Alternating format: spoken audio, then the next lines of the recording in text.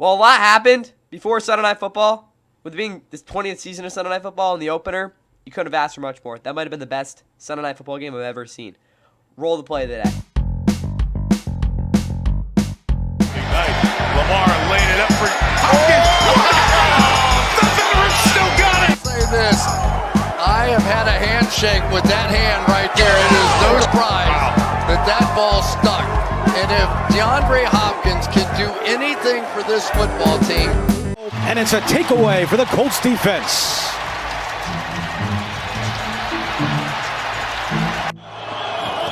And on first down, Burrow under pressure, down he goes! Guess who? Myles Garrett. Burrow, pocket goes, and Garrett again! Number 11 all-time. Third down and 22 from the end zone. Burrow in trouble, lunges forward as he goes down. He avoids the safety. See the joy in his face. He finally got that checked off the box. Buka for the touchdown.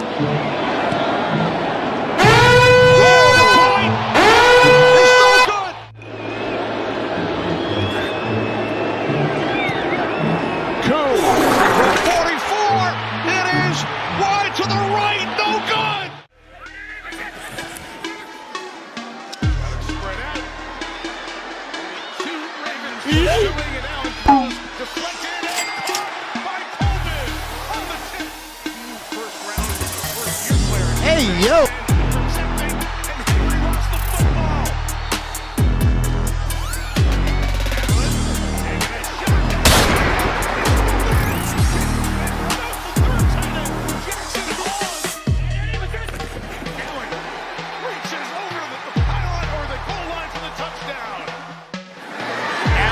Unloading, throwing, that's Palmer! Out of bounds at the 35! Some pressure, and Allen throws, it's caught on the run, Coleman tripped up at the 9-yard line. Timeout, Ravens. From 32 yards, made it! And the Bills open their final season in this stadium with a stunning comeback win.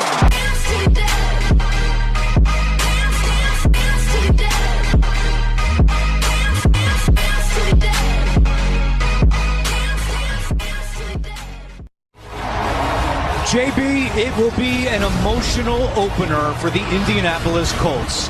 Win for Jim is the motto this year. Longtime owner. Down and 8. Jones sitting in the pocket, now rolling right. Nope. He will run. He takes a big hit. HN at the top of your screen. Tagovailoa looking for Tyreek Hill. Too high and picked off. Cameron Bynum on the interception. Jones with time, touch pass, he's got a man, Pittman, touchdown! Tua in trouble, he lost the football, and the Colts have it. Jones trying to do it himself, Daniel Jones fighting, he's in. Tua, pressure coming, he never saw it. Nick Cross with the sack. Tagovailoa with time. Now fires over the middle, picked off! It's Latu! Jones to the air on first down. Deep shot for Alec Pierce. Great adjustment was the inbounds. Tua, pump fakes, now throws, incomplete. Good pressure by the Colts. Today, they had 5 all of last year. Jones looking for the touchdown. He's got it. Tua swings that one to Achane. Slips one tackle, cuts it up at the 5. Can he get in? Achane is in. Touchdown.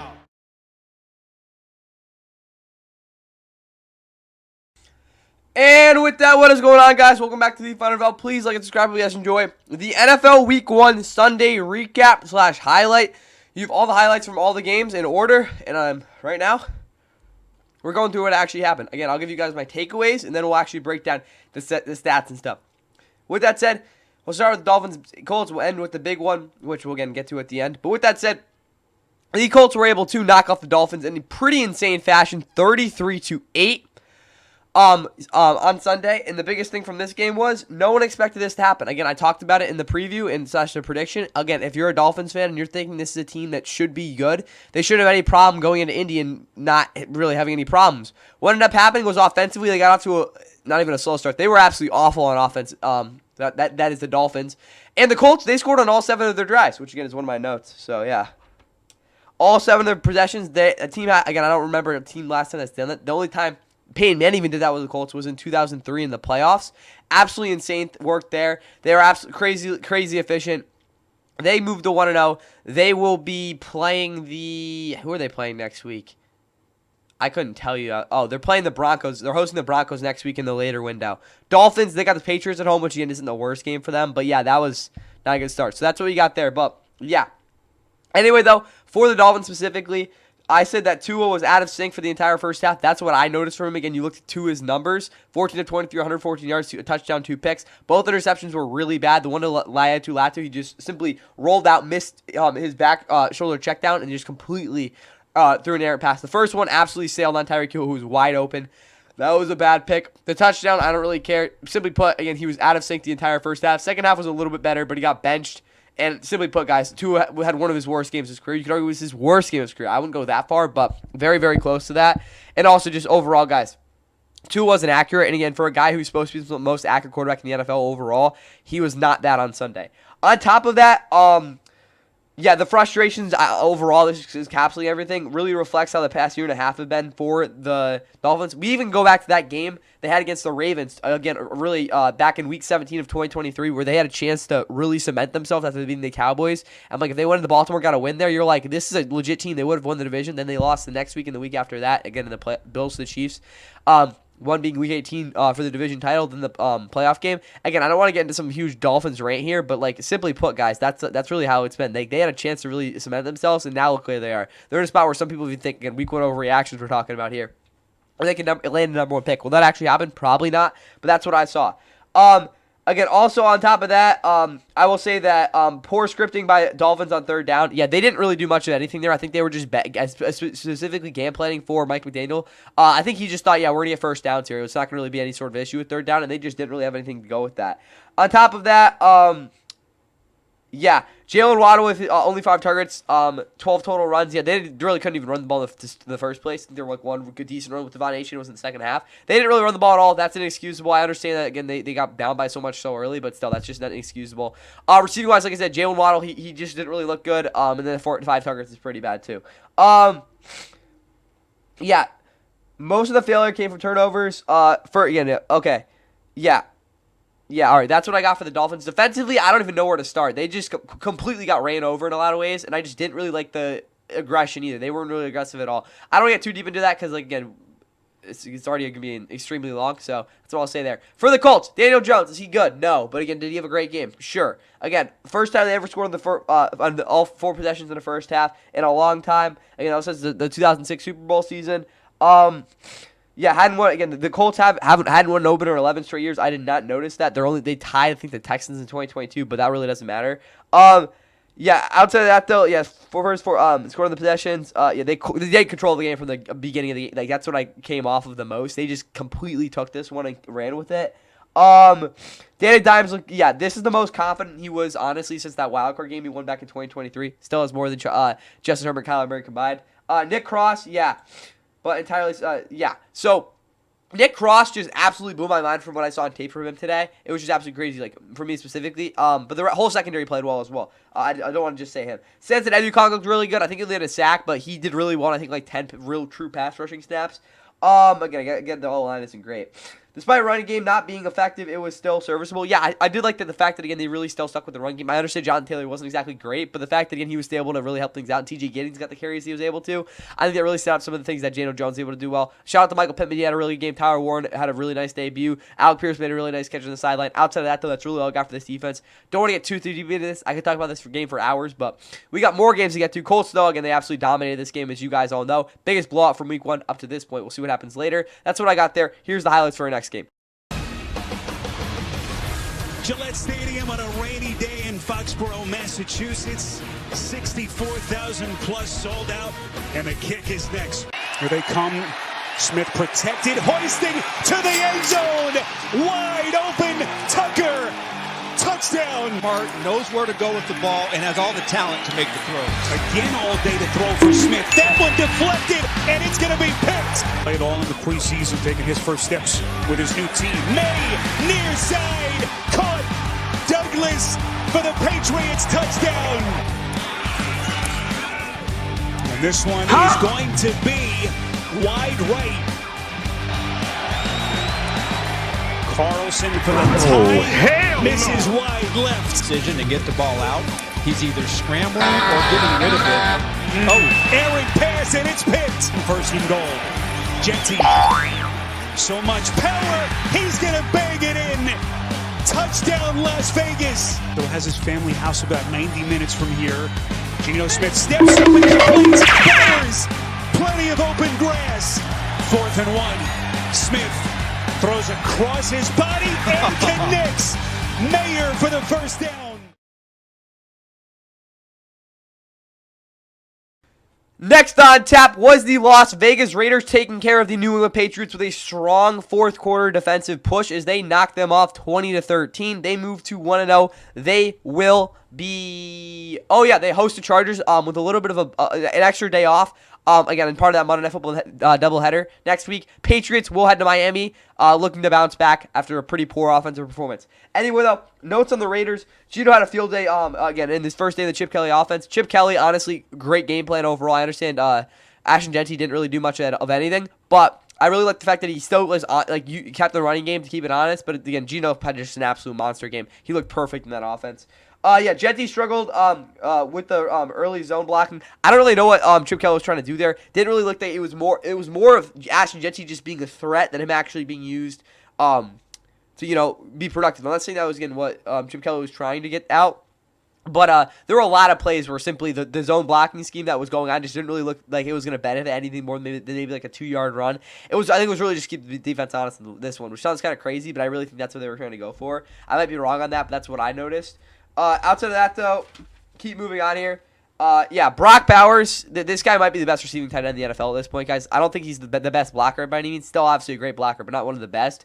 But again, as a pass catcher, he just absolutely torched the Patriots secondary on multiple occasions, partly because they didn't have their two starters who should be starting right now out there, which we'll get to in a minute. But outside of that, yeah, for this defense, Malcolm Coots and what is called Tyrese Wilson, I don't really want to put them together, but I think they had great games, and especially with their counter moves. Again, they're very different pass rushers, but the fact, again, they were both able to, again, use their number one move and kind of move off of that, I think was very, very cool. And again, it's really just development for them. Malcolm Coots playing for the first time since 2023, but yeah, he was great. Other than that, though, yeah, Devin White didn't suck, so again, that's always good. And again, sound tackling discipline for the first time since 2021. We look back to, what was his name? Rich Bisaccia, who was their interim head coach in 2021. That team had really good solid tackling in numerous games. I haven't really seen a true, overall performance by that. And since their eye discipline, right? Is that what I wrote? Yeah, my bad. Yeah, sound eye discipline as well as gap discipline as well, just overall. Again, I haven't seen that from them in a while. The fact they were able to do that, this one was very impressive. But overall, again, this offense looks pretty decent. Again, it's just the fact that you might want to use Ashton Jeanty a little bit more purposefully next week, especially against a better team. With this Raiders, Chargers, Patriots team, one of the most frustrating performances out of any team this week. Drake May, 46 pass attempts. You think, again, highest attempts in completions of his career. You think that would make this offense more productive? Nope. On top of that, outside of the pick, coverage was spotty, for this defense at least. We'll get to start here. Coverage was spotty on crossing routes. 4 out of 14 on third down. Struggled. Again, we'll get into this in a minute. But yeah, this secondary was not good. They really struggled hanging off crossing routes, especially Jalen Hawkins. Oh, I'm sorry. He's not a starting caliber safety in the NFL, guys. I don't care. But Mike Vrabel, bro, this was just a bad move getting real Jabril Peppers. You're going to get burned by it soon. I don't understand he's not in that scheme well at all, but I don't really care. This guy's just not as good as Jabril Peppers. It's not even close. And again, the fact that Kyle Duggar didn't really get out there at all either is just inexcusable. I don't really care how well Del Puttis is when freaking Jalen Hawkins were in camp. Those two guys are way, way better than these two guys. It's just insane what they've done, and again, this reflected in this loss. On top of that, though, Drake May was underwhelming. on 2 read smash concepts with 8 dots of 10 plus yards. That basically means when he targeted, again, smash concepts are basically one of the core fundamentals of this offense. When he tried to make those, the progression to the second reads on those concepts to at least 10 yards downfield and those types of passes, he just simply never really got to those. And the fact, again, even then when he was inaccurate on those, which is what is called inconsistent for me, because I think that could be a foundation of this offense, and the fact that he really wasn't able to show that, and this one was a little bit of an issue for me. The running game wasn't good. They didn't even try to do that. Yeah, decided not to try the right B gap. Left one had the worst EPA in an opener since 2020. So this is a very skewed stat because it was only like 5 or 8 6er carries. But they tried to go to that left B gap a lot. And simply put, the O-line just didn't really block there. And again, on the right side, I don't really know why they didn't try to switch there. Also for this receiving room, Kayshon Boutte is the only guy getting open. That's very true. Like, I didn't really see anyone else. I mean, Hunter Henry had a couple of good routes, but that was about it. Offense has yet to find to create an identity with Derek May. That's true. They don't really have a true foundation right yet. Until that happens, I don't see this offense is going to be anything much than just straight up bad. Oh, yeah, also, we'll get to the team stats here. Again, the Raiders outgained them, but the 4-14 on third down was a big issue. You look back at the Titans, and one of the reasons they struggled the last 2 years with Mike Vrabel, dating back to 2022 and 2023, was the fact they just weren't really that great on third down, especially in, like, clutch situations, and we saw that a lot in this one. And until that really changes, like I said, for the Patriots, I don't really know how you can really be good about them. I was pretty disappointed from them this one. I think this is definitely a winnable game for them. And the fact they went out and played like this on offense, and again, the fact they have 2 guys at safety who shouldn't be starting, it's just frustrating for me. But anyway, that's all I got here. Let's get to our next game. Week 1 of the National Football League Sunday action is just moments away. The Cardinals in town to take on the Saints. The kickoff is the play fake. He's in trouble, and Kyler Murray goes down. Inside the red zone. Rattler was 8 of 12 last year inside the red zone. It makes life easier when he gives it to Kamara, and he's into the end zone. This year. Second down off the play fake. Murray looking to throw. Murray looking long to the far side of the field, and it is caught. Marvin Harrison in. On second and goal, Murray. Left side. Pass complete. Have their timeout. They're going to roll the pocket. They shovel it to Connor. Connor into the end zone. Touchdown, Cardinals. Goes in motion. Little pitch coming. To Benson. And Benson breaks a tackle. He's along the sidelines. Kool-Aid McKinstry is all he has to beat with a stiff arm. No call, to be honest with you, Logan. This will be a 38. I don't know, Ross. They're still going. It could be about the field goal, but you're down 10. Oh, it's blocked. And the ball. Play clock down to 3. Taylor's showing blitz. Here he comes. And Taylor's got him. He's in the slot, the bottom of your screen. Rattler to the end zone. Caught! And then drops. Here's Rattler out of the gun. The 24-year-old looking to the end zone. Looking for Olave. And he overthrows him. Next up was a game that the Cardinals went into looking to take care of business, and they got it done. I mean, it was a very awkward game overall. The Cardinals' offense really didn't get going until, honestly, the mid of the it got going pretty quick, but in the second half really stagnated just because of the fact that I think the Saints kind of figured things out, which kind of speak to the scripting that the Cardinals did, which I'm not saying is a bad thing, but that's kind of what went on. And also, again, Spencer Rattler still searching for his first when he's now 0-7. But the Cardinals, they get a big week 1 when they will be hosting the Panthers next week, trying to get off to 2-0, which I think is a very real possibility. Saints, well, good luck. You got the Niners next week. I think that's a game that I think they'll at least be able to be competitive in. But I was actually encouraged how the Saints played this one. They could have very well gotten absolutely blown out. But the offense really stepped up, I think, in the fourth quarter, moving the football wise. But even though, again, they couldn't really transition there, I think it was definitely a solid performance overall from this team. With that said, though, Kyler, for the notes of this one, Kyler was actually kind of like smart with his scrambling. I'm not saying this is always an issue, but there are games where he just kind of like looks like he's running around, and that's like trying like kind of like what he diverts to. But in this game, it was kind of like, yeah, that was like the function of this offense in this game, which I think was very, very good. Outside of that, though, offense was yet to find no, that was the last one. Oh, yeah, Marv got bracketed a lot, but still figured it out. I think that is true. The fact, again, he was able to make that 45-yard catch was pretty crazy, and again, that first half. Also, again, there were several times, I'm not saying like he was the primary receiver or even got targeted there, but he got open like consistently against those brackets, and I really think the fact that he's been able to diagnose leverage like a lot better this season, at least from what I've seen so far, is a very good sign for the rest of the season. Yeah, didn't pull away at any point, partly because long drives weren't finished. That is true. They had a couple of drives where I'm like, again, not really in the third quarter because they didn't do much there, but in the fourth quarter, I'm like, that could have been like the game there, and they just really didn't do enough to finish things out. Yeah, Trey Benson should get a chance to take the backup reps. Again, I like the fact that, again, they didn't, like, obviously get Michael Carter or anything involved. But, again, the fact that he got 8 carries, I think, is a little bit of a good thing. But James Conner only getting 12. I think he definitely ratio that out a little bit better. But Trey Benson had a good game, again, especially on the top of that 52-yard run. What was that, in the second half, if I'm not mistaken? Outside of that, though, yeah, they did take care of business. First week 1 win since 2021. Yes, that is true as well. That, again, we look back to them when they dominated the Titans. But that's really all I got for this Cardinals team. Defensively, I don't have any huge notes to talk about. They kind of played it as I expected them to. But, again, if you want a further breakdown on that, I'll definitely talk about them more in the preview, especially on this performance. But no one really played that awesome, to be honest with you guys. I mean, Buda Baker obviously played pretty well, but, like, not going to try to get too deep into that. Moving over to the Saints, though. Yeah, Spencer Rattler overall wasn't terrible. Again, he kind of just didn't really make things happen until, like, the fourth quarter, to be honest with you guys. But, again, he still hasn't won his first game. But until he does that, like, is he really a good quarterback? I don't know. I don't really think he is, but he was at least competent enough in this one. Yeah, Cam Jordan got a sack. Again, considering Chase Young was out, he got an opportunity with those pass rushes. He had 1.5 sacks, 123 in his career. That is now 20th all time. Good for that guy. Is he a Hall of Famer? Maybe, but he's fantastic. Demario Davis is still so good. Pete Warner was an absolute playmaker. I think he will make a Pro Bowl this year. Carl Granderson got a lot of pressure as well. He actually looked like a true number 1 guy in this game. Completely dominated Paris Johnson. And I don't even know who the right tackle was, to be honest with you guys. Yeah, being for the Cardinals. Kenny Miller brought a physical tone that hasn't been seen since Mark Ingram. That is very true. He looked really good in this game. I think he should definitely get a couple more carries. Obviously, Alvin's the starter, but definitely give him a couple more opportunities there. Devin Neal was okay. But again, Kamara 18-yard touchdown as well. With that said, though, yeah, Rattler struggled getting to his third read. I think that is fair to say. Again, I think he was competent in this one, game managing, but I think there was definitely a limit to what he was doing. Yeah, Olave ran 2 legit routes at 15 or more yards, which is a good thing because he's, again, a downfield threat. That is the main part of his game. A lot of his routes are definitely centered more to the middle of the field, but the fact, again, he ran 2 really good routes at that depth, I think is a really good sign maybe going into next week. He didn't look that awesome. Yeah, he didn't really look like himself. We'll see what happens next week. He did get the targets, though. I'm not saying he wasn't getting open too much. He just didn't really, see the same burst. Yeah. Snaps. So, yeah, it snaps their 6-game winning streak in week 1. They hadn't lost a week 1 game since that stunner against the Bucks. And it's a crazy shootout back in 2018, if I'm not mistaken. So, again, they finally lost one, I guess.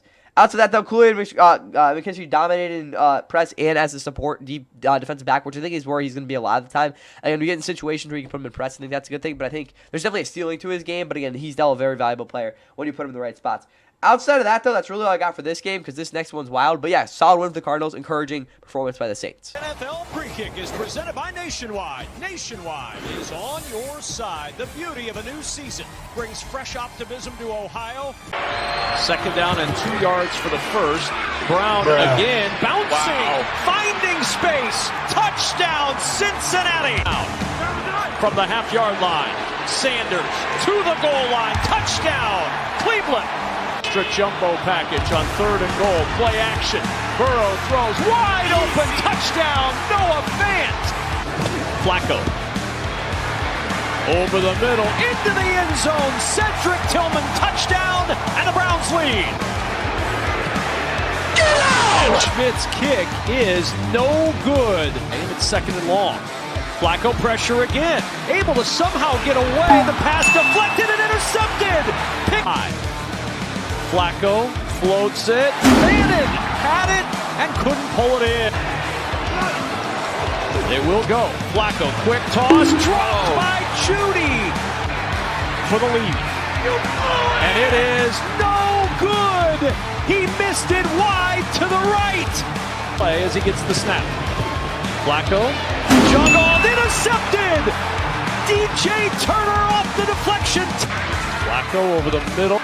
Juggling catch made by Judy. Down at the 30. Time expires. And the Bengals win the opener.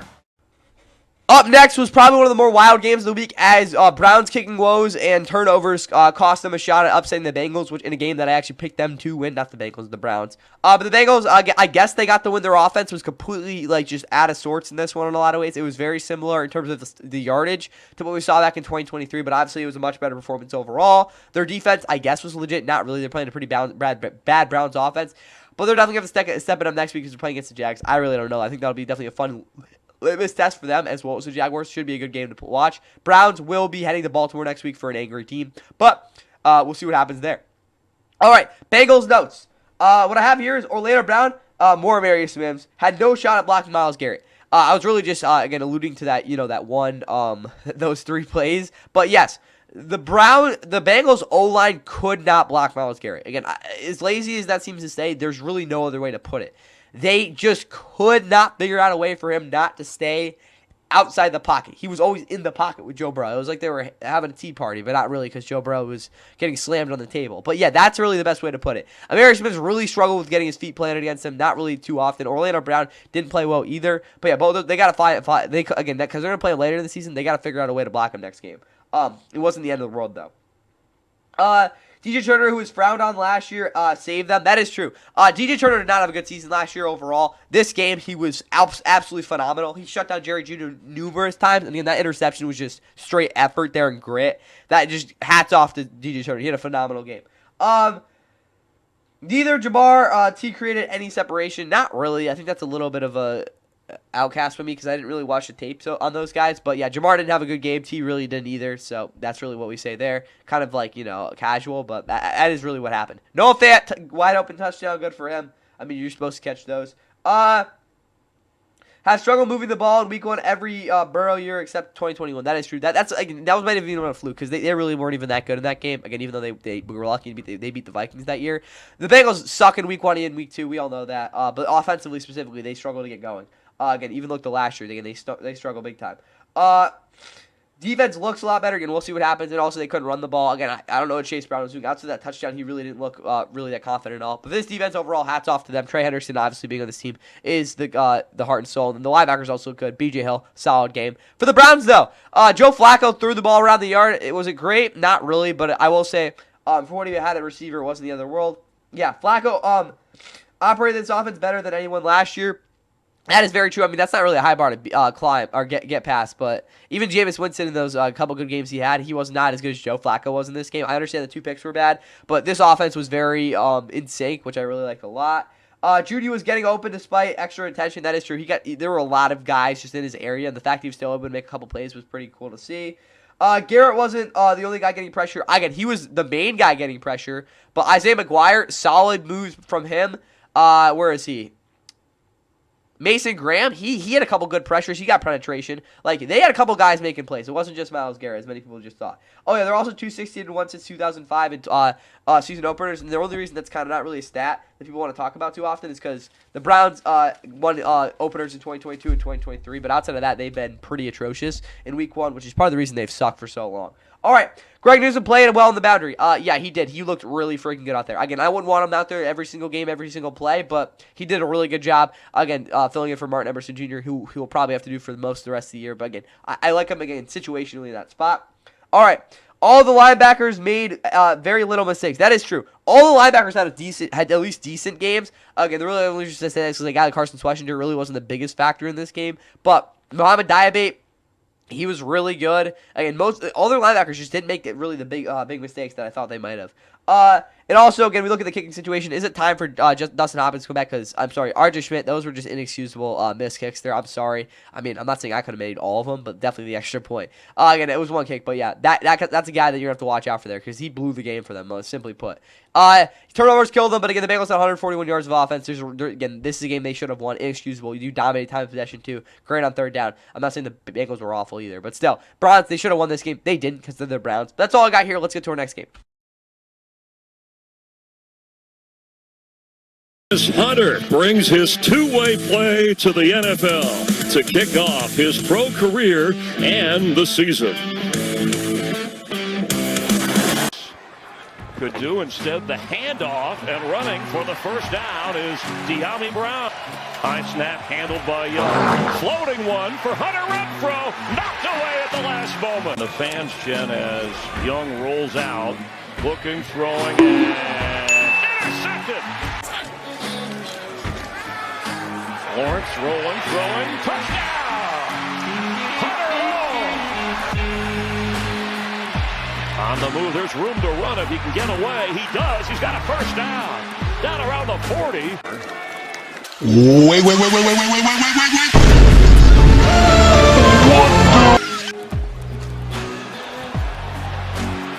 Brian Thomas Jr. is in for a Jacksonville touchdown. Young throws and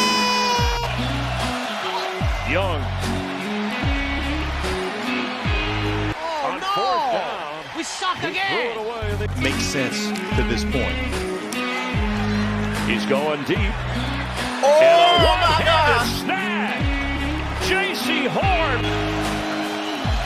Extra pressure coming. Picked up. Middle of the field. Nope. McMillan. And he can't hold on. Quick pass, Young. Caught. Staying on his feet. Chuba Hubbard. He's in for a Panthers touchdown. Try to make you throw it underneath and eat up time on the clock. Just with a check down. Oh, one-handed snag. Jordan Lewis.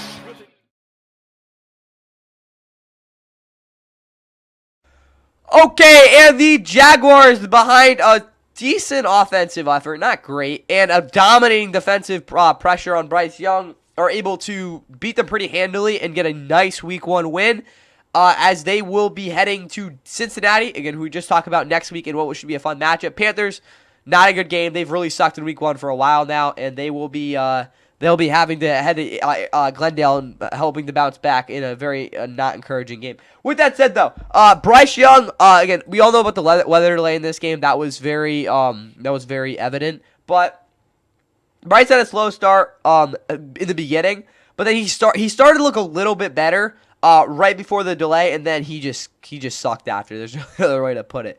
Yeah, Bryce Young was just completely off on this one. I think some of the strides he made towards the end of last year were still, they were definitely in this game. But the fact, again, still he was just completely off timing with his receivers. I understand that his footwork is not really going to ever be in sync because that's just not who he is. But that was still, that was a huge issue in this game. And there were a lot of plays where he just simply would refuse to step up in the top pocket, take his check down even. It was just kind of a mess of a game from him. Both picks, the first one was bad. The second one, I'm like, it's garbage time sort of thing. So the stat line isn't great, but again, he struggled to find open receivers as well. Bryce had a rough game. And again, even though the middle of that, right before the rain delay, he didn't look bad, but it was just not a good game for Bryce Young. I'm not going to overreact to this, but you got to play better next week. All right. Renfro was open on the slot feed, but, that was not a good throw from Bryce. Yeah. I put that in the highlights for a reason, guys. That's a play that every quarterback's got to make 100 times out of 100 times. Bryce, you didn't make it. I don't want to quantify one play, but Hunter Renfrow was wide open. That should have even been a touchdown. That's like a slot fade. You got to make that play. Anyway, though, Tad McMillan won consistently at the top of his route versus Tyson Campbell. Wasn't great against press overall. Again, the reason I say overall is because there were some plays where he actually used his hands pretty well, but there were some other ones where he kind of got locked up a little bit. Nothing too glaring, but definitely something to take note of. And again, you look at very good at the top of his route, which is his biggest strength there. All right, Chuba couldn't break anything. That is true. The explosiveness just wasn't there in this game from him. It wasn't completely his fault, but it also something to note. Play design and play action was poorly timed and utilized. That is true. I don't really know why they were calling play action on a 3rd and 4. And it was just some random time, and I just didn't really understand why they did that. Just one play. There were other ones too. That was kind of just one that they picked out there. Also, yeah, I don't really know what the designs of those plays were. Again, there were just guys running in the same routes. It was just bizarre. No one penetrated either. Yeah, this defense was just bad. I mean, again, I think the secondary I think was actually not too bad, but they had absolutely no pressure in this game. Derek Brown was getting triple teamed. This was just an awful defensive line performance collectively. Even though, again, against the run outside that one big one, they weren't absolutely terrible. Again, this defense looked pretty darn bad. Xavier Legette was actually a scrub. Yeah, I don't know what this game was from. He was just an actual scrub. He could not play football in this game. It was that bad. Yeah, especially the last drive where the whole team looked like they were going to give up. That's true. Not good end of the game for the Panthers. I don't care they were getting blown out. What the heck was that? For the Jags, Trevor Lawrence didn't lose them the game. I'm not going to really talk about more than that.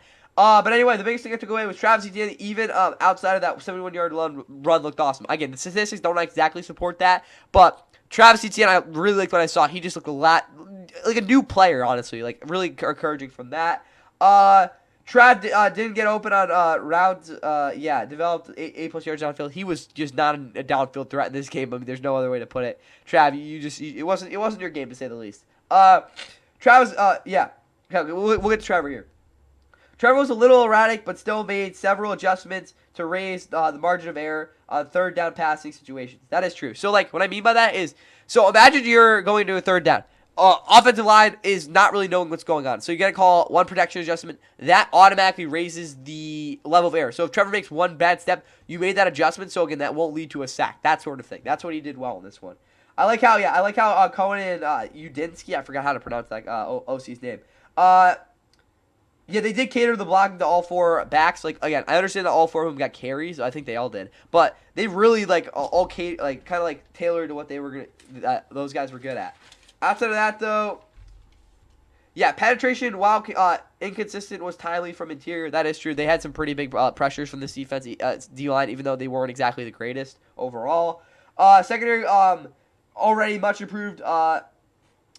Yeah, remains to be seen how good they'll again against actually good offense. Because let's be honest, the Panthers don't actually have a good offense, at least from what we've seen so far. After that though, yeah, snap 6 game losing streak in September. I don't know if that's a true stat, so don't go crazy on that. That's what I saw as well. But anyway, good one for the Jags. This game was crazy. This next one. Are ready to roll. This is a very good football team. Flushed out of the pocket, sacked at the 40-yard line. He has so many ways to attack you defensively. Shot right, inside the 5, 3, 2, 1. Second down at 5, fake to Robinson. And out. It's Robinson who makes the catch out of the backfield, picks up a Falcons first down and more. Still going, inside the 10, touchdown! 4th and short. Mayfield over the middle. And Evans makes the catch. On 4th down, it is Robinson. Nope. He will not get there. Mike Evans. Fake to Bucky Irving. Mayfield sets. He throws. It's caught. Touchdown. See the joy in his face. He finally got that checked off the box. Kyle Pitts makes the catch. Up and 1. This is Algier. There you go. And he picks up the first. McLaughlin's kick is no good. Mayfield on 2nd down. Caught by Irving. And 5. He dives towards the pylon. Touchdown. We're up to him too. Penix on 4th down. Moving to his left. Dives. No. Ball came loose. He did. Penix on 3rd down. Throws. End zone. London. Penix, pump fake, takes off. Was his knee down touchdown. Mayfield on 1st down, throws, end zone, caught, touchdown. Abuka with his 2nd of the game. Down. Point is no good. Coup from 44. It is right to the right, no good.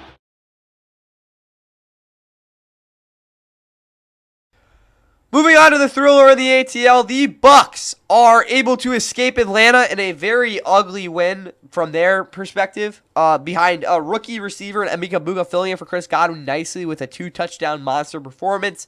As again, they escape Atlanta with the win. They moved to 1-0. They got a big one in Houston next week on a Monday Night Football. That's going to be one they're going to have to show up for, obviously. Falcons, on the other hand, please get the #1 pick, but in all seriousness, they're going to be playing the Vikings on Sunday Night Football next week in Minneapolis. So we'll see how they play there. Anyway, though, notes on the Bucks. Baker didn't adjust well at all to the constant changes and simulated pressures. I'll say that. The Falcons' defense just looks, again, with Remy Morris, they just went crazy with the simulated pressures, and Baker just had no answer to them. But that's part of the reason he threw the ball away like 8 times. It was just a mess. Other than that, though, yeah, with no Chris Godwin, Abuka, like, I wasn't expecting to play the way he did, but he definitely, again, it wasn't like an overall great, perfect game, but he did a lot, obviously, for this team. Mike Evans, I don't know where he was. I understand the stat line wasn't completely non-existent, but it was pretty darn close to that. He just did not get, he just really wasn't there. I want to go get to compare him to Devontae Adams in terms of how he played with Puka this week. Again, he wasn't even useful that way. It wasn't like awful, but I just didn't see Mike out there. For the Bucky really didn't run well whatsoever. That's kind of true. He just got stuffed a lot, to be honest with you guys. Hopefully he plays better next week. With no Wirfs, O-line was a whole lot different. Yeah, they weren't. I would say a whole lot worse, which is what I put. I think like looking back at the film, they was consistently they were sustaining blocks at times, but like overall, it was definitely a different group, obviously. But like that's what I saw. 3rd down play calls were questionable. Yeah, you could definitely say that. Don't really know what they were trying to do there. They weren't great in terms of that. And then, Rachaad White should have got more chances. I'm not saying in terms of running the ball, probably should have. But as a receiver, gave him a couple more targets, probably a couple more outs as well. Nice touchdown for Bucky, though. Kind of saved his fantasy day. For me, at least. Hassan Reddick had a fun debut. Not awesome because I don't think he had really any sort of impact against the run. But yeah, that is true. He had a very, very nice game as a pass rusher. And hopefully he can do more of that. And yeah, they've also won 5 straight season openers dating back to that kickoff game after they won the Super Bowl. Other than that, though, Chase McLaughlin, probably costly missed field goal. But who really cares? They won. For the Texans, Penix looked awesome. I'll be honest, guys. Like, he had a really good game. I understand that, yeah, maybe there were some plays where he didn't loft the ball great, but other than that, like, he got through his progressions really well. And, yeah, looked a lot better than I expected him to this week, which, again, it kind of hurts my chances on this team getting the number 1 pick. But anyway, Billy Bowman, Xavier Watts, they were great. Not awesome in coverage, but overall they were very sound tacklers and made a lot of plays for this defense. Ray McCloud, I think, is a legit receiving option, especially with Drake London coming out. He did a really good job in that last drive. Again, Casey Washington's not a guy you want to see in the field too often. Kyle Pitts wasn't trash. I mean, that is fair. I mean, he wasn't awesome, but he produced. Falcons pass rush is a whole lot. Yeah, they had they were a lot more productive than what we're used to seeing there. I'm not saying they were consistent, but they definitely were a lot more productive. Ruka made a really bonehead play. I don't know what he was trying to do. That kept the Bucs in the game. Again, when that roughing the passer play. Terrell had a busy day. Yeah, he got targeted a lot.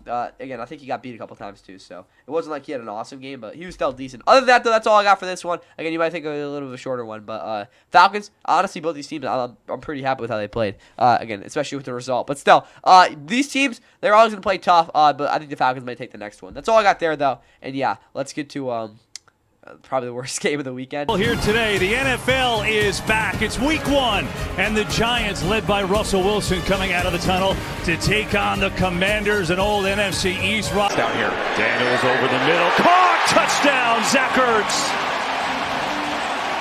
3rd and 9. Daniels going deep for Terry McLaurin. He's open, and he missed him. He overshot him. Great punch.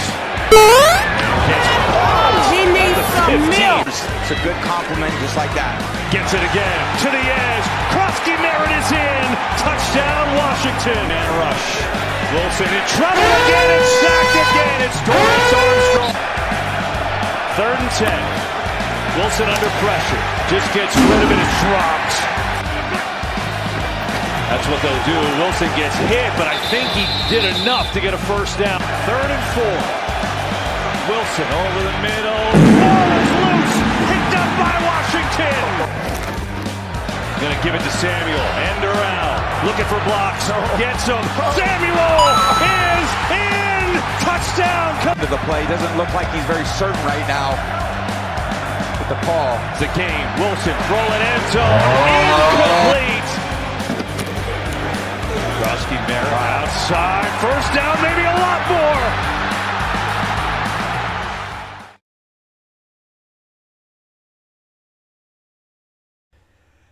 And the Giants headed into the Commanders' place and decided to, not play well. I mean, that's probably the best way to put this. And they were allergic to scoring touchdowns. Their defense wasn't even that bad. They actually played well. But it really didn't matter because they just sucked. And the Commanders, they just kind of picked this win up. It was very similar to what we saw last year with the Giants, not in terms of their success on offense, but the fact they couldn't really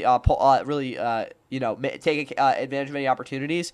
And again, they same result. They lost. But for the Commanders, they get the Week 1 win. It's now the 3rd straight year, if I'm not mistaken, they win in Week 1, and they will be maybe 4th straight. I don't know. They're heading to where are they playing next week? Oh yeah, they're heading to the Green Bay on a short week. So this was a big win for them. But the Giants, I mean, I don't tell you guys, we already know Russell Wilson's going to start next week, but this was not a good game. We obviously, but on top of that, they're playing the Cowboys next week in Dallas. So a very good shot at 0-2. And I mean, again, you look at the awkward conversation-ish, whatever it was, with neighbors on the sideline, him and Dable. That was just not good either. There's just a lot of things like that just were not good in this game. Other than that, though, we look at the notes for this one. For the Giants, put Dart in. I mean, yeah, I'm just kidding. It was just extremely frustrating to watch this offense play, to be honest with you guys. Also, first time since 1940 through 1942, that was the Detroit Lions, that an NFL team refuses to score a touchdown in 3 straight season openers. The Giants again are the team to do that. So that's pretty bad. They're not a good offense. Couldn't run the ball. Both guards struggled. Yeah, I don't know what was trying to go on there. Again, they couldn't. They tried to sustain blocks, and then they didn't really move to the second level. So again, didn't really know what was going on there. Russ led them in rushing pretty bad. Cam Scatterbo ran into the freaking Marcus Moboa, the rookie. That was a disaster. That was just a complete mess in the red zone there as well. Stagnant and ineffective play design and calls were very prevalent. I don't really know what was going on there. There were a lot of just timing routes that just simply never really synced up, which is a big issue. Yeah, are the Giants allergic to scoring touchdowns? Like, I don't really know at this point. Darius Slayton had 1 target, no catches. He was absolutely just terrible in this one, to be honest, guys. He could not get open for his life. He never really does, but still, like, that's definitely a big thing here. Brian Burns, though, like, hats off to him, bro. He was, like, out there dogging things, bro. He was awesome. I mean, not in that way, but yeah. Carter, yeah, he had a volume of flashes. The reason I say a volume is because he had a lot of snaps, but, like, in that volume of snaps, he still had a decent amount of flashes. Drew Phillips could have a really freaking good year. He looked really good. Outside that, the rest of the secondary, secondary had their issues. I will say Deontay Banks was physical, but outside of that, like the rest of the defense had their issues. Offensively, again, get out of my face. For the Commanders, though, Cross Kabir was as advertised again for at least fantasy wise. Datos uses his mobility to control the game. That is fair. He didn't really like completely push the envelope as a passer. He missed that one throw to McLaurin, but outside of that, like he was pretty much just using his legs to dictate how the game was going to go. Deebo Samuel dominant over the middle, really good end around play ish. I don't even know what that play was. And then Terry McLaurin, he missed the touchdown, but overall, or the big play, it wasn't his fault. But yeah, looked a lot better. Oh yeah, whole defense obviously played well. I mean, when you don't give a touchdown, what else are you expecting for it to say? Marshawn Lattimore fits this team perfectly. Again, especially with his just attitude in this game. I love what it was, even though, again, he body slammed that one Giants guy, but who cares? Quan Martin had a lot of fun. Yeah, he just looked like he was happy out there, which was good to see. And be better on third down on Thursday, please, because they were not good on third down. If that continues, they will probably lose, especially with how the Packers played. Anyway, though, Commanders completely outgained them by like 432 yards. You see that? I don't know the Giants have more possession, but yeah, be better on third down. Commanders next week, and you might get the win. I don't know. Here was probably the second best game of the day. JB, it's time for football. NFL kickoff weekend from the Meadowlands. The Steelers and Jets to open up the season. Today, some of the cobwebs. Play action. Rodgers on time. Skowronek. Touchdown. We're going to have that. 30 seconds to go here in the first. Fields, great protection. Deep ball on the way. Rainbow is caught. Garrett Wilson. Touchdown. It's Allen. Oh, hell no. And he's short. They're 28. Rodgers. Pick the handoff. Nice move upfield. Metcalf is explosive. Really close. Fields, sidearm toss, underneath pass. Hall, he's got blockers, and he's got speed. Breece Hall emerging. Allen in the backfield. Hand it to him. Allen bulldozing. And he is right there and in for the touchdown. Fields. You saw TJ Watt switch sides there. Fields rifled. It's caught. The timing was there. Second down and goal. Jonnu Smith on the pop pass. He got to the pylon, and he's in. Touchdown. Play. First and goal. Fields trying to do it himself. Extends for the score. Touch. Oh, wide open. And he hits. Not good. Jalen Warren. Touchdown. Steelers. Boswell. Gibson returning. Oh, he loses the ball. The bobble and turnover. Interceptions. Fake the handoff. Rodgers under a rush. Wide open. Touchdown. Calvin Austin. Fourth and goal from the 1. Hall in the backfield. Fake it, and it's Fields. There it is. By himself for the touchdown. Reading from the gun. Snap it to him. Fields to throw it. High in the air. Back in the end zone. And incomplete. Bring it. 3rd and 15. Rodgers. Brought it. He's dumped. Rodgers. And that ball.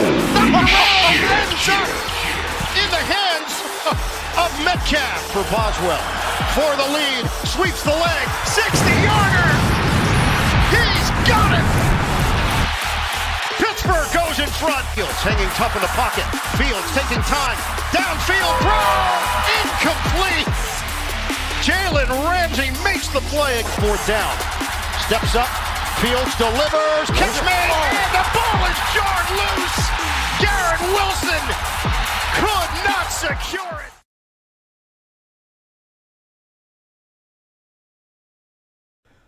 Before we get into this, any Steelers fan that was, you know, a little frustrated I didn't have them in the intro, well, again, there was already too much going on in this game. I think it's kind of a little bit of a phony one. But anyway, the Steelers, on top of 4 passing touchdowns for Aaron Rodgers, who gets him tied with Brett Favre. I think he was 1 touchdown away from Brett Favre. For, what is it, 5th, 6th all-time, something like that? Or maybe it was 4th. The Steelers are able to get out of the Meadowlands with a 34-32 grinded out win. People thought this was a playoff game. It was not. But the Steelers get the win. They will be hosting the Seahawks next week in what should be a good game. Jets, surprisingly good in terms of your running game. I mean, not completely, but yeah. And you have the who are you playing next week? Who are the Jets playing? It really doesn't matter. Let me think. They're playing the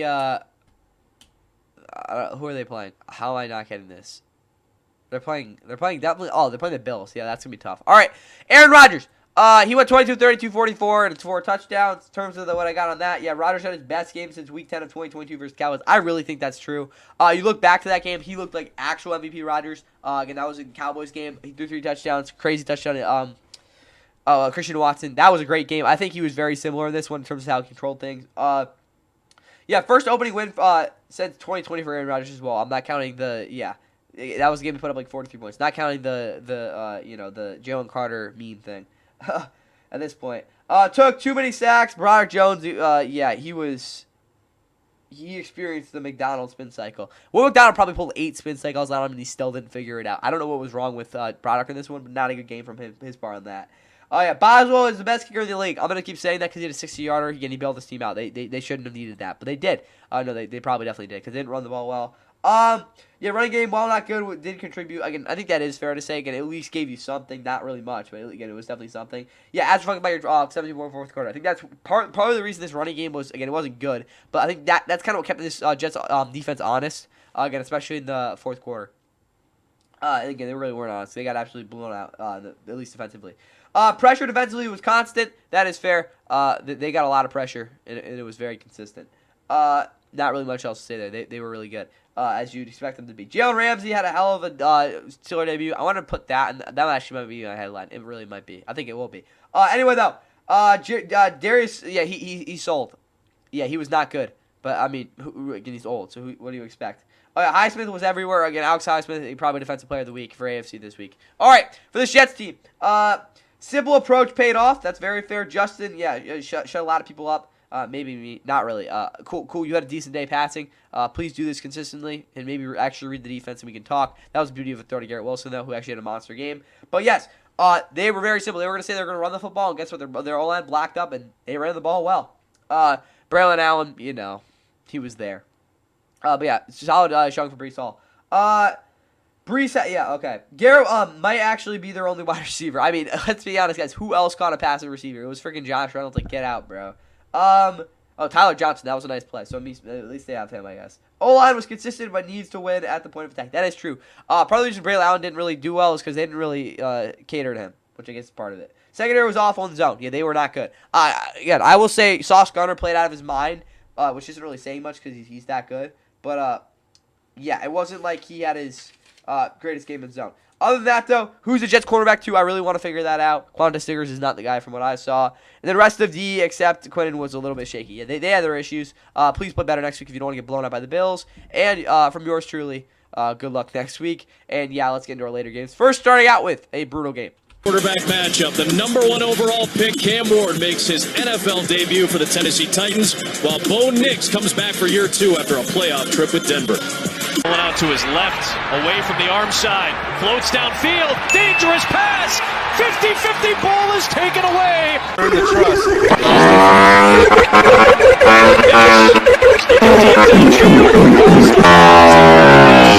Four-man rush, Nix pumps, throws, got a man, it's Sutton, it's a touchdown. Is that a premium in week 1? Nix, time running out, delivers, bad pass picked off. Another 3rd down and long. Cam Ward for Io Manor deep ball, and it's incomplete. A lot of hang time. Mims, fair catch. Muffed it. Loose ball.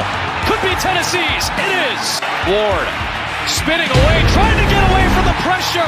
All security out of premium. Speaking of which, here is a good run for R.J. Harvey, and there goes the rookie. They're in the red zone now. Give to J.K. Dobbins. And he breaks a tackle and has a Denver touchdown. It's a sneak from Nix. Nope. And he looked to be short initially. And guess who?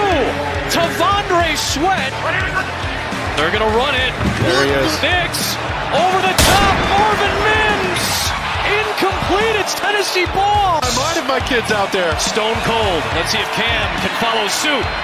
A drop by Calvin Ridley. Here comes the blitz. Cam Ward hit as he throws. That ball is loose. They're going to let it play through. It's Denver football.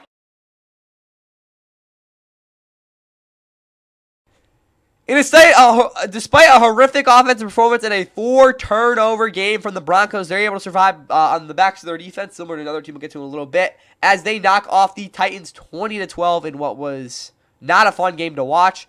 I didn't really watch it live, though, so that's what I'll say there. For the Titans, though, this was an awful performance on all fronts. I mean, their defense was good, but, Brian Callahan's going to get fired at some point with how he's coaching right now. It's that bad. And, yeah. They got the Rams next week. Good luck with that, especially with how their offense played. Defensively, though, not defensively. For the Broncos, don't play like that next week. You're going to lose to the Colts. I really do think that. But, yeah, Bo Nix, he struggled. We'll just say that. All right, for the Titans, though. O-line struggled as expected. Again, going into this game, I wasn't expecting this O-line to play well, and they didn't play well. I don't really know what to tell you guys that. The Titans O-line wasn't, again, Kevin Zeitler wasn't even good. That's kind of what happened. Tony Pollard was very indecisive. Yeah, he had a couple plays where he actually had a decent hold, didn't really take them. He was like, maybe we can get this one. Nope, he got sacked. He got taken down right there. He's got to be better there. Again, 18 carries, bro, what was going on? Ridley had a rough game despite getting schemed open against zone at least 5 times. That's what I charted. But, yeah, that was a terrible drop. I mean, there's just a lot of issues how he played. Tony Pollard, nice play on the open drive, I guess. Cam's got to get the ball out of his hands. Again, looked like KO last year a little bit. Again, there were plenty of plays. Again, there were plays where he got it out of his hand. It was just an incompletion. But Cam just simply put, I got what is it called? Progressions where he just simply didn't anticipate well at all. Again, that's his calling card. He's probably one of the most anticipatory players in the NFL. Obviously, quarterback. But this one just looked a little bit not really himself in that way. Obviously, though, because he was getting pressured every play. DBs were aggressive and physical. I don't think they were exactly the greatest in this one, especially Roger McCreary, but they made plays and they were very, again, aggressive and physical. Pressures were few and far between. Wins were even less, talking about pass rush wins. The pressures they got were really kind of fake pressures, to say the least. I think they were just it just kind of had the nature of the play. But in terms of actual winning plays, it was really just Jeffrey Simmons doing a lot of the work there. Meanwhile, for Denver, like I said, Bo Nix kind of struggled a lot. Again, only threw for 176 yards. He did look like a robot, though. Again, you saw me zoom in on some of those highlights there. It was just very bizarre with his processing those plays. Not exactly his reads and just seeing what he was doing, but it was very bizarre. Loved the running game. I really did. Again, I think this running game, this could be one of the best ones in the league. R.J. Harvey looked really good. Again, really one long run, kind of pushing those numbers up. But J.K. Dobbins even was pretty solid, even though the yards per carry wasn't there. Sutton, yeah, he played his part. Let's just say that. He did everything he could for this offense. Mims didn't get the opportunities he deserved. that one throw, that was kind of a little bit weird, though, on the 4th down. But other than that, he got open pretty consistently. Just didn't really get the routes to make any plays. O-line got horizontal and vertical displacement as the Titans' D-lines will. I think that's very fair. This entire offensive line just completely dominated this one in a lot of ways. The fact that Bo Nix really didn't do anything to help that, and also the running game just really didn't take off overall. I like what I saw, but what didn't really take off were probably the biggest kind of disappointments in this one. Passers went wild. No true crazy performances, though. I didn't see any guy that was just absolutely dominating, but everyone just got pressure. Simple as that. I guess everyone dominated in that sense then. Secondary stat on everything really wasn't kept honest, though. Cam Ward had one deep ball in AU manner, and outside of that, there really wasn't anything. The secondary really didn't have to do too much, and Pat Surtain, I think maybe got one play in action. Really, I don't think he even got targeted. They're obviously not going to throw at him in the first place. That's what I saw. Broncos, you're lucky you won this. Again, Just Titans are not a good team. And, yeah, that's what I got for that. Let's get to another crazy one. Is on your side. The San Francisco 49ers come to Seattle and Lumen Field, one of the great scenes in the... Trying to go the distance on the opening drive. There's Kittle. He's got it. Niners go 95. Charbonnet. Touchdown, Seattle. He was looking for a bounce back here. He missed 9 of his last 20 tries last season, and he starts this year by doinking one. He's on the ground so often. Longest today is 9. Purdy over the middle, gets picked off by Ernest Jones from 36. Gets it blocked. Julian Love blocks it. So he's got time, but tight windows. He's got an open tight end in the flats. Across his body, finds a man. Smith Arnold in the Seahawks debut. Quickly outside, Smith and Jigba. Lost the football. San Francisco's got it. The rookie Marquise Siegel. Robinson in for McCaffrey. He swings out. Purdy looking long. Lets it rip. Tight coverage. Intercepted. It's Josh Joe. Purdy's given time. Wants it all. Downfield. Pearsall's got it. Ricky Pearsall inside the 25. He swings down. Purdy, keep it alive. Purdy, watch one. Second and 10. Expose him! One-on-one. Smith and Jigba! They went back to Smith and Jigba. He's in a call for 2nd and 4. Darnold. As he let it go. The ball is loose. The 49ers have it.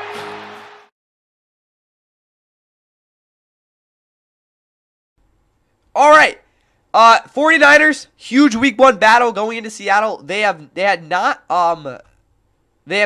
were going in with 3 straight wins in Seattle, and they made it 4 straight with a game-saving Jake Tanyes. Never heard of this dude. No, I mean, I heard of him in preseason, but other than that, didn't know who this dude was. Insane 50-50 ball catch. Saved the Niners' butts in this one. They got a big week 1 win. They have a very good opportunity to get 2-0 going to New Orleans next week. Meanwhile, the Seattle Seahawks didn't really play well at all in this one, outside of some really solid defensive performances from some really good players. And, you know, they lose. They have to go to Pittsburgh next week, and they could be 0-2 and risk being 2 games back of everyone in the division even, because none of the teams in the NFC West outside of the Seahawks are playing anyone at least remotely good at this point. Again, maybe not the Saints. They play hard. Other than that, though, we look at the notes. 49ers. I like that. What were the odds? The Tanyes touchdown. I honestly, guys, or Tanyes. I had no idea that was gonna happen. With that, Tanyes hadn't caught. Yeah, he had 3 catches, 15 yards and touchdown this one. Or yeah, he had never caught a pass in his career coming in this game. I think it was like his 4th career game. 4th career year. I understand that he's like a backup scrub. He was not a scrub in this one, but he's a scrub coming into this game. Insane game from him though. Purdy pushed the envelope consistently. That's part of the reason to do 2 picks. He was not afraid to throw the ball downfield, and you saw that in this one. Part of the reason he was pretty productive outside of those 2 picks. Pearsall showed up. This is a guy that really could have a big year. I just need to see more consistent routes from him, maybe a little bit more of a diversification in terms of what we see from him in the upcoming weeks. Bosa saved his best for the clutch time. Yeah, that was a really good play. Nick Bosa, again, he was really good against the run in this one. Not really maybe the most efficient as a pass rusher, but that last play kind of just signified who's the best player on the field at that point in the game. Yes. Some randos on despawned in too. Yeah, there were some weird guys who just made plays. Like Kayla Davis, I don't know how to pronounce this guy's name. They were all there. Where is he? Michael Williams was just not out there. I think he might have had 1 pressure. That might even be me being nice there. But yeah, he did not have a great game. Alfred Collins is out there too. So that's really all I got for the Niners. Not too much on them. For the Seahawks though, Darnold looked very limited. That's what I saw from him. They didn't really try to put him in any situation where he actually make any plays. A lot of screen passes, a lot of 2 checks. Just really didn't look like they were trying to use him that well, especially with Cooper Kupp. Him and Cooper Kupp were really not on the same page just yet, which I honestly saw coming in. Running game looked different with the same results as last year. They tried to change things, but they just didn't look any better. Kenneth Walker yet to get out of the backfield in this game. Zach Charbonnet, I guess, was a little bit better. He had a nice touchdown, I guess. AJ Bonner, they got him in the carry. It just, again, they tried to change things up. It just didn't work out. Kate Kubiak's got some work to do there. JSN was the only option. That's fair. Cooper Kupp, he was getting open a little bit, but him and just Sam Darnold, like I said, they were not on the same page. JSN was the only guy making any plays. It was kind of a disaster in that sense. Barner and Royal blocked great. I don't think, again, they weren't really much of receiving options, but they did a good job blocking. I think, again, even though the rest of the offensive line wasn't exactly the most well-performed in this one, the tight ends did great. Julian Love's definitely back. Yeah, he played great in this one. Like, hats off to him. He had a huge game. Tyrese Knight was very confident as well. I don't think he was the most... He made a good amount of mistakes, but he didn't really get to him. And it just looked like he was very, again, like, knew what he was doing out there. D-line was great with gap control. That is fair. Again, I think that's probably kept him in the game. And even though CMC had like 150, 40 total yards on, what was it, like 31 touches. Again, they still limited as a runner. Niners had a lot more yardage. Part of the reason they won this game. Again, hats off to Nick Bosa, though, forcing that fumble last play. Got him the clutch time win. Huge division win up the season. Seahawks, better hope you have a better performance on offense next week if you want to avoid 0-2. Now let's get to my game. From Los Angeles, CBS Sports presents the National Football League. And welcome to NFL Kickoff presented by U2 TV. Good afternoon, captains. Today, it's the Houston Texans and the Los Angeles Rams. The injuries to Nico Collins, the injuries to Tank Dell. They had injuries all over the place. Here comes Young. Down goes Trout. Completion percentage against them. Oh, snap. It is, and Stafford gets it and gets down, with one of which will be the fullback Johnson. 4th and 2. Stroud takes it himself, and they try to shove him across. And a 1.5 trying to take the lead. 4th and goal. The pitch out, Williams getting a block, cutting in, touchdown. They tied the game. Our highlight reel, because I mean, how do you just pick out a handful of plays with Devontae Adams? 2nd down, 8, going deep. Oh, he's got him. Caught by Smith. We got 2 one-wide receivers. Stafford, end zone, caught, touchdown! Grabbed by the tight end. Davis, Allen, 2nd and 23. Here comes Young. There goes Stroud, and what a interception! I think he kept up. Stafford on 1st and 10, rolling, throwing, caught. Oh, it's hit by Shire. Was it a catch? Is it loose? Stroud. And he's got him underneath. It's going Michael Malone, fumbles the ball, and it's loose, and it's recovered by the Rams. Territory to the air, blocked by Jackson. He's got Nakua. Oh, and he got by Petrie.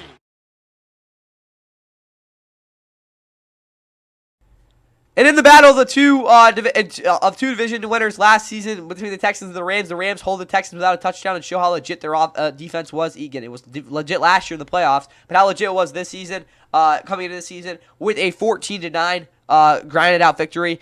They get their first week 1 win since 2023, which again doesn't seem that long ago, but trust me, it's pretty while back. And obviously, they will be. I think Tennessee's looking to get to 2-0 before they have a massive game in Philly.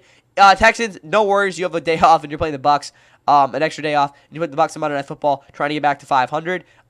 This looked a lot like, honestly, what C.J. Stroud's debut was in terms of how he played and just really his confidence, looking back to 2023. But on top of that, the O-line was in shambles. That's like the first thing I have for the Texans. The O-line just was, again, nothing could have went right for them. Special teamer at running back gave you what you thought he'd give you against Dara Ogunbowale. How many touches did he have? He had 4 touches. Probably too many, to be honest with you guys. That's part of the reason he fumbled there at the end, even though they made a heck of a play. Chubb was effective against soft fronts. That's fair. I don't think he had any game-changing plays, but again, when he gets those soft fronts, he ran the ball really well. I don't know if he's obviously being close to what he was before his injury, but again, if he can be even half of that, that would be huge. Yeah, what was Nico Collins out there for? I'm being very consistent. He was absolutely, not useless, but he did absolutely nothing. Kel Witherspoon, bro, absolutely locked him up. Any of you freaking casuals say the Rams secondary sucks, you're just freaking stupid. It's one of the best in the football. I mean, it's not as good as the Texans, but Nico Collins did absolutely nothing this game. Again, partly because Tank Dell, Christian Kirk, all those guys were out. But still, the Rams locked that guy up. Or Kel did, actually. Kel Witherspoon, that is. Stroud only had a connection with the tight ends. That's very true. Those are the only guys making consistent plays. Neutralized Jared Verse with a pick and then a double move, a double teams that slowed his bull rush. That is true. And he still got some decent pressures, but they at least did a decent job against him. I'll commend them for that. Keep moving on here.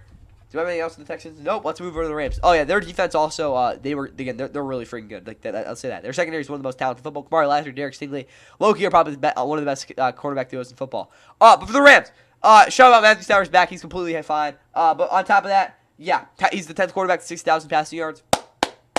Clap it up for Stafford. he deserves it. He's had a phenomenal career. Anyone who says he's not in the Hall of Fame, I mean, you're not completely wrong, but still, he probably should get in.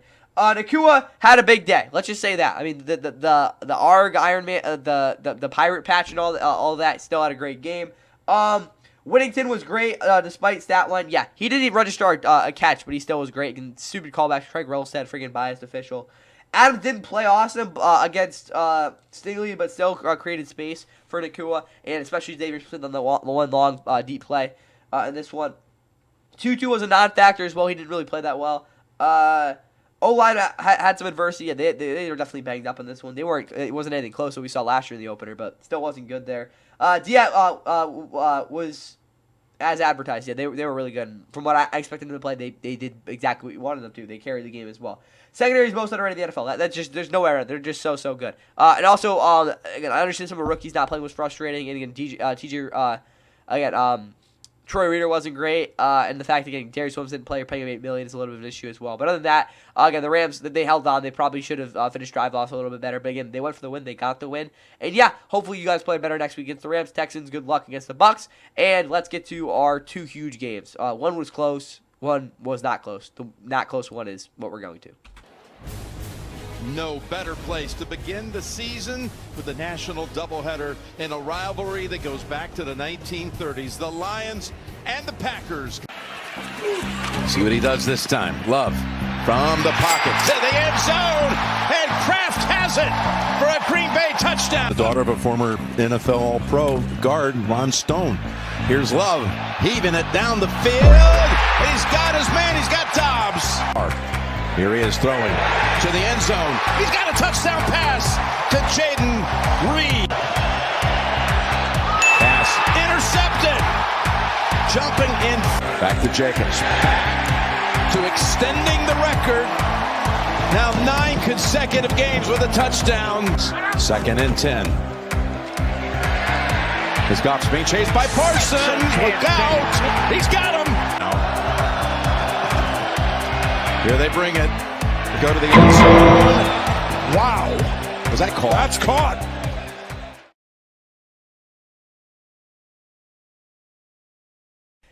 And the Lions in their first game without their two coordinators. You know, they look like a team who lost their coordinators. Offensively, they were boring. That's the first thing I said. They just didn't look anything similar to what we saw last year, again, as you probably would have expected. And the defense was kind of ran over a little bit. But the Packers, despite not finishing off every dive, were very, very consistent and rolled the Lions in this one for a very fun 27-13 win. They have a big Thursday night game against Commanders, starting out 2-0, prove they're the class of the NFC. Lions, you know, they got the Bears next week, so hopefully that's a bounce-back win for them.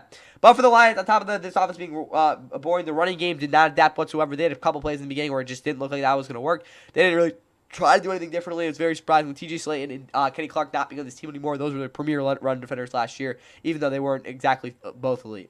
Outside of that, though, J.O. had one decent route the entire game. James Williams, he was just bad. To be honest with you guys, didn't really look like he was engaged that much. And again, like I said, one decent route. That was about it. Interior O-line was really struggling. Yeah, that was just not good. Graham Glasgow was the only guy really sustaining any sort of anything. Again, both guards were just really bad. Gibbs did some fantasy work. I mean, I guess like he had 10 catches. That's gonna help you, but still, he definitely didn't have his best game. Didn't get into the end zone until garbage time. Yeah, that was a crazy catch by Isaac Tasella. He's got to get more targets. But other than that, like he didn't. Again, this offense could not do much of anything. And also very inefficient on third down. They just did not have a consistent game plan there. And also Sam Laporta he had a decent game overall. Defensively, honestly, like you weren't terrible. Secondary had some lapses though, and just overall the front seven wasn't at their best. For the Packers, yeah, Love had a day. Like he just looked like he was out there having fun, even though he wasn't like again having some crazy numbers wise. Good game. Josh Jacobs, despite the inefficiency, had a solid game. Yeah, he also extended his Packers record 9 consecutive games of touchdown to 9. Again, that's now 2 past Paul Hornung, who again probably is dead. He did set the record at 67 games in 1960. Yeah, Jacobs didn't have the feel with the offensive line. I think that is fair, but he still didn't play bad. Like that's what I took away from that. All right, Dobbs might be onto something with those with that deep ball catch, 48-yard play. I liked what I saw there. Golden had a quiet debut. He wasn't bad, but he just really wasn't used a lot. Jaden Reed was a true yak merchant. Every single one of his routes was like designed for him to make yaks. I mean, it makes sense, but like he didn't run like one like actual legit precise route in this one. Parsons produced in the rotational role. Yeah, he was definitely a difference maker in this one, despite not really being a true down and out player. Rashawn Gary just went off as well. He was just crazy. Also, 13 straight home win in openers for the Packers, or home opener wins for the Packers. Both safeties thrived as well. What is called Evan Williams and Xavier McKinney were just great. Again, we all know how good Xavier McKinney was. Evan Williams second year, like how good to see. He was still good. And even Lucas Vaness got some pressure. Cooper could have a breakout year. I'd like to mention that. He looked really great. Other than that, though, that's all I got for this game. Now let's get to the actual main course. Sounded as good as ever. Carrie Underwood opens our season. It's the 53rd and final season opener at Highmark Stadium. On second down, Allen looking, end zone, touchdown! In the traffic, Dalton Kincaid. Now 3rd and 8. Jackson trying to get away. Show ass down. Cannot do it. As the Ravens quarterback. Ross Henry. Secondary. Henry to the end zone, touchdown. Now part of this Ravens outfit. Henry's patient, powerful, and taking off. Another big Derrick Henry run. The back. Jackson keeps left side. A great buck to his tight end. And takes it for the touchdown. It's a deep drop. And Allen buying time. Ready to wing it downfield. And coming back to catch it. He should hear it. Allen, no rushers. And they get it and get out of bounds to the 25 with Kincaid. They'll bring late pressure. Jackson throws to save Flowers. Crossing. Flowers accelerates. Almost gets all the way. In with Henry. The fake to Hill. The throw to Flowers. Who got a terrific block and will score. What a block throw by Ryan. From the 2. It's Cook inside for the Buffalo touchdown. Check on Hamilton. Lamar Jackson first down. Zay Flowers having a big game on the space. Flowers in the open field. Off in time. Here comes the blitz. Get rid of it. He can get it. He's got space. And there he goes. Up. 20, 15, 10. What a run. Bodies including the fullback Reggie Gilliam. The fake. Allen looks to the back of the end zone. He'll take it himself. Buffalo bringing 4. 19, probably right about 60. Quiet in the second half. Not anymore. Henry, another touchdown. All the spirit out of the Bills defense, and right on top of it. From 32 yards. Right there.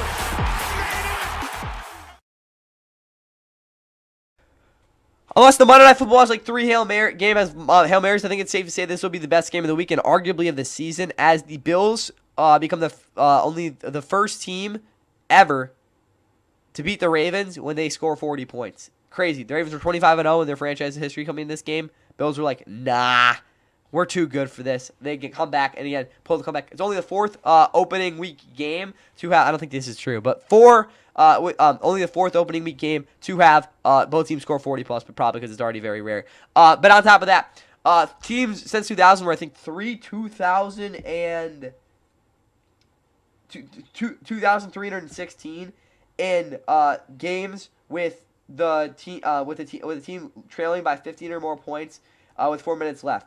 So you're basically telling me they pull off the impossible. Again, they were down 40-25 with under 4 left technically. That was crazy. On top of that, this is the final season opener at Highmark Stadium. They're gonna move to the new Highmark Stadium next year. It's pretty crazy. So that's all I'll say there. Again, they've been here for 52 years since 1973. Also, Derrick Henry, I think with 106 touchdowns, ties Jim Brown for the 6th most rushing touchdowns all time. Good for him. Josh had his 7th game. Josh Allen, 7th game with 2 touchdowns and 2 rushing touchdowns on top of just being absolutely insane. Well, again, we'll just talk about the Bills here. Only 4th opener. We already talked about that. 12-game home winning streak, 23-game turnover. They've won the turnover battle in 23 state games. That's an NFL record. And also, they didn't really play defense. I mean, until the last drive they did again. They got to play there. Matt Milano, he should probably be starting. Ed Oliver actually was really good. Christian Benford, I think, was a little bit susceptible, so that wasn't bad. Cole Bishop got his head slammed by Derrick Henry. And, yeah, Khalil Shakir made a great play before the half as well. And Keon Coleman, holy crap, bro. This guy, he's really stepped it up. 8 catches, 112 and a touchdown. He actually has some yak threat and also really did run some decent routes despite, maybe not winning over the top, which you might really never think he'll be able to do. Anyway, though, running game, not good. James Cook had one massive catch. Other than that, really didn't do too much, but again, that was a huge one. Dalton Cade actually looked really good. Overall, this offense just went off in the second half. Really nothing much else to it. Yeah, this is what you're going to need when you want the ball to come back like they did.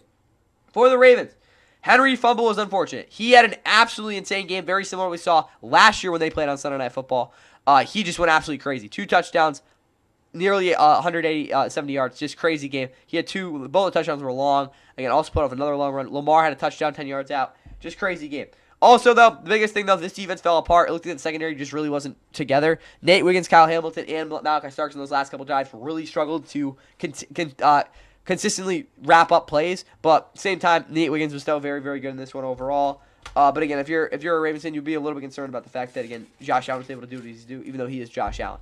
O-line was really good. I actually think they were, even though some plays, again, they get some pressure. But outside that, I think they played a great game, especially against the run. Again, blocking for the Derrick Henry there. Secondary is still learning as well. Yeah, like I said there. That's what I'll see there. The pass rush is also non-existent at times. And the Damian Matabike was the only guy getting consistent pressure and penetration. That's got to change going into next week. They were absolutely terrible overall, though. Let's be honest there. And then the Tyler Lue missed extra point was kind of bad as well. Team stats, though, both offenses went wild. We all know that. The Ravens on the ground, the Bills more, via Josh Allen. Both teams were good on third down, though. Again, the fumbles, again, the unfortunate part. But again, we know. Insane comeback by the Bills. Again, there's really no other way to recap this. The highlights kind of tell the story. Crazy game, though. Bills will be hosting the Jets against the Jets next week. Ravens will have their home opener against the Browns. So both these teams should be getting wins next week. We'll see if that actually happens. But who knows? Maybe we'll predict against that. But insane game. Probably not going to see a game like this the rest of the season. And yeah, that's what I got there. Hope you guys enjoyed the recap. And yeah, see you for the Monday Night Football recap as well as Power Rankings coming up in the next couple of days. And that's kicked. But going to be fielded on the run by Fresno State. There is a flag.